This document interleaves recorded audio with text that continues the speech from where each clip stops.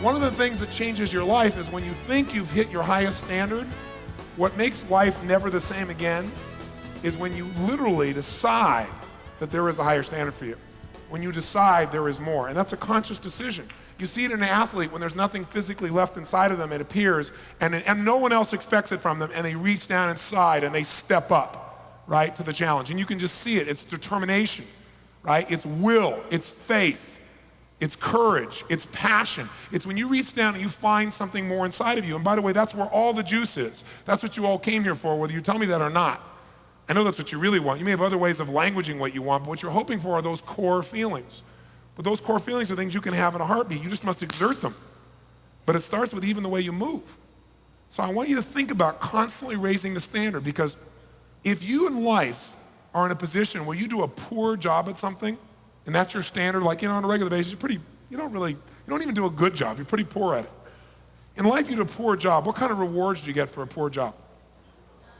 Poor. That's what I used to think too. I used to think if you did a poor job, you got poor rewards. Makes sense. That's not how life is rigged.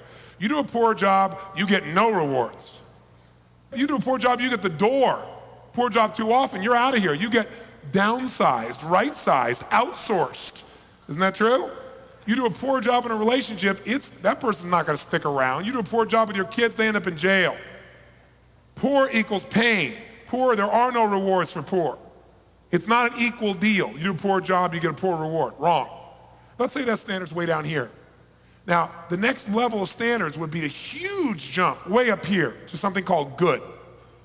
Now, when you do a good job at something, what kind of rewards do you get? Some of you say, good. No, I used to think that too. You do a good job, you get good rewards. Wrong.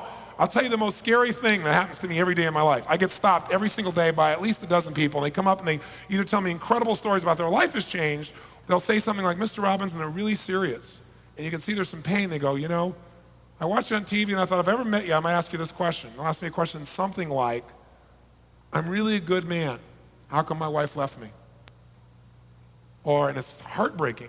Or she'll say, I'm really a good wife. How come my husband left me? Or I care about my kids. How come they hate me? How come my kid's on cocaine? And it tears me up inside because I care so much about people, and you can't tell them what the truth is. The truth is you did a good job. And that's the problem. That's the problem. Because when you do a good job, what kind of rewards you get? Poor. So the bottom line is, most people here are really trying to do a good job, and most people are really good. They're really good. I was a good man, and I was fat, and I was overweight, and in the emotional sense, I was broke. Financially, I was broke. Spiritually, I was wiped out, and I was a good guy. And I was so frustrated because I said, I'm good. You got to know, good's not good enough. Now, I know none of you would settle for good. You wouldn't come here. You're all overachievers, right? So poor is not even in the realm of your possibility. Good, this big jump here, you go, that's for wusses. You guys here are ultimate achievers. You're way up here with a thing called excellence, am I right?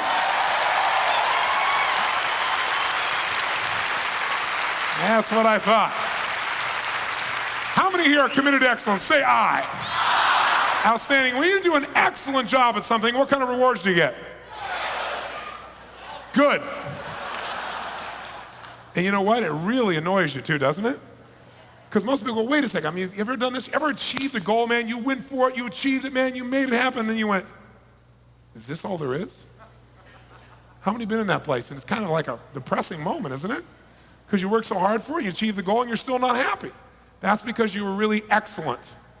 See, excellence is like you're like one of the best. Excellence is you really do, an excellent job. You're not just good, you're certainly not poor, for God's sakes. You should have bigger rewards emotionally or financially or in your career or in your relationship for being excellent. Nope. You go, I don't have anything left. There's nothing left of me. I've given my all. Nope. You've not given your all. There's that little piece you haven't got to that if you get to it, you get all the rewards. Because if this is poor, huge jump to good, huge jump to excellence, here's the good news. All the rewards are at the next level. And they're disproportionate. They're like way beyond what you can imagine. And the good news is they're about this much higher than excellence. At a level right there, right? Right there. And that level, hallelujah. feels like a sermon at this point, right? That level right here that's just a few inches above, it's called outstanding. And when you are outstanding, when you stand out from all the rest, in your courage, in your commitment, in your persistence, in your love, in your dedication, in your skill set, in your whatever, you get all the rewards. And it's unfair, really, because you're only a little bit better than those people that are excellent, but your rewards are like a gazillion amount. It's just being outstanding on a consistent basis instead of being excellent. And that difference, by the way, is not usually really a large skill difference. It's a psychology difference. It's a standard difference. It's what you hold yourself to. I mean, did you watch the opening to the Olympics in Atlanta? When this guy walked out, I don't know if you remember, how many saw the opening to the Olympics? And this little guy walks out, he's 97 years old. He's the oldest living gold medalist. And he walks out into the field, and what happens? 100,000 people in the stadium stand up and clap. The president cried. I mean, why? They don't even know who this guy is. Because they know he was outstanding probably 40, 50, 60 years ago. Unbelievable. Think about it, 70 years ago. That's what we value outstanding in a culture. A good example is Carrie Strug. Now, this little girl, remember what happened? This little girl gets hurt, injured. It's like a movie, right? It's like a Rocky movie all encapsulated. Because you're watching, it's like the Americans finally look like for the first time they're going to be able to finally win, finally beat the Russians. And sure enough, all of a sudden this girl wrecks her leg. And as she does it, everybody's like, oh my God, it's over, it can't happen. There she goes, holds it in. And what happens? She goes away, everybody's there, and all of a sudden the monitor comes in and goes, oh my God, I can't believe it. I can't believe it, she's standing up. She's walking towards the mat. She couldn't, she can't, it couldn't be. She's not gonna try it, is she? And the whole place gets really dramatic and quiet, and this little girl with nothing but guts and heart, through the pain, goes and lands. Holds just long enough, pulls that leg up, and everybody goes crazy. They win the gold medal. How many of you cried? Come on, you cried out there, come on. And you don't even know this girl. If you felt the emotion in that moment, if you cried or you felt celebratory, there's only one reason why. Because in that moment, you recognized the part of you. That's what made you feel moved. You know there's a part of you that's outstanding.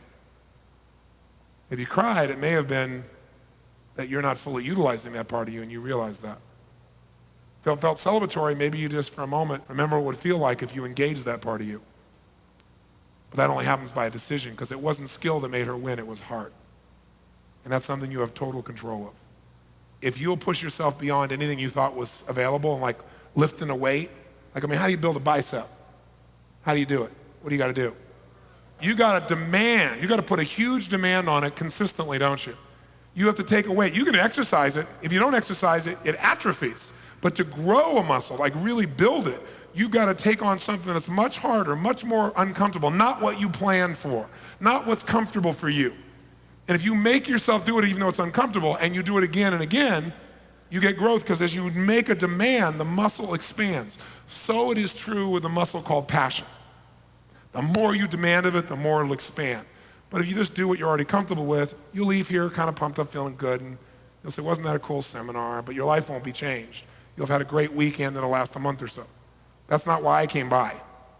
I really want to see you give yourself the gift of raising the standard. By the way, if I'm going to do 10 curls, which one of those 10 do I want to do the least, probably? Which one? Number 10. Which one gives you all the growth? Number 11.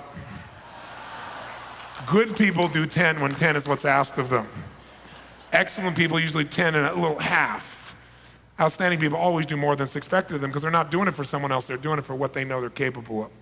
It's when you feel like you don't have an ounce left and you make yourself do it when all of your life has changed. So imagine you've come to the mental, emotional, and spiritual gym. I'm not here to tell you what to believe religiously in any way. I have no conversation for you there. I am respectful of whatever you believe. Whatever you believe, I'd say practice it. But spirituality is not just religion. It's the way you live your life. So if you entered the mental, emotional, physical, and spiritual gym, then what you'd be here to do is to push yourself harder than ever before, because if you go in that gym and just kind of hang out, you're going to get exactly what you put into this gym. Now, I won't ask you to do anything. I don't put myself there first. So I will be an example of what's possible in my own way, but you want to be your way. But I'll show you the standard of what can be done here, because I know that if you'll join me in this little part of the journey, you're going to experience more of yourself, because it's just a law of you. Not me, it's the law of physiology, the law of the mind and the emotion. Does this conversation make any sense?